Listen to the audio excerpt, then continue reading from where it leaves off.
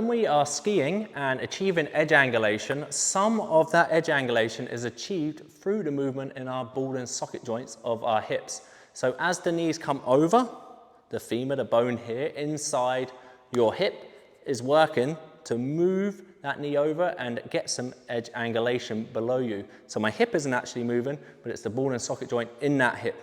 So your range of movement in that ball and socket joint is really important. So as you can see here in the video, I am going from one edge to the other from my lower joints alone.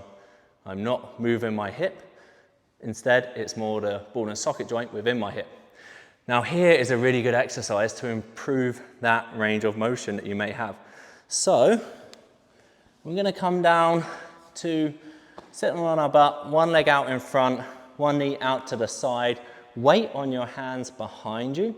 So you want this knee at about 90 degrees with your toes pointing up to the ceiling. This leg that's straight out to the side does not move.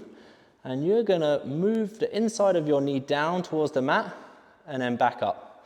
So as you can see, this movement is coming just from the ball and socket joint in your hip, very similar to what you use when you're skiing.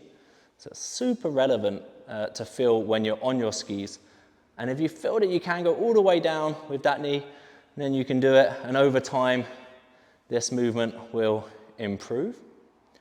Now, once this movement feels pretty good, you can do it on both sides. I tend to do it around 2 to 3 minutes on each side.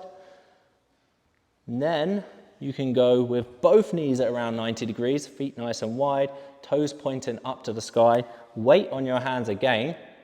For this one, again, we just use one leg at a time. So one stays still while the other one comes down. So here I'm going to move my right knee down while my left one stays steady, keeping that knee pointing up to the sky while this one comes down. You may only go a little ways down, that's totally fine. Again, isolating that movement to your ball and socket joint in your hip, because that's what we're working on here through this mobility exercise.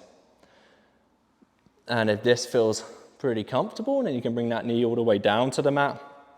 Maybe even bring the chest forward a little bit more. That's going to challenge your range of motion there within your hip.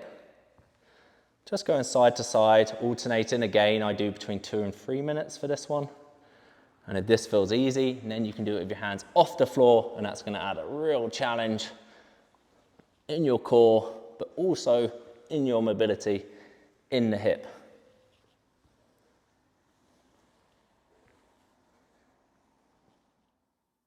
Hey guys, thanks for watching. We really appreciate your support. If you enjoyed today's video, then head over to theskiclub.org where you can become a Ski Club member. This will give you access to our full video gallery along with a ton of member benefits.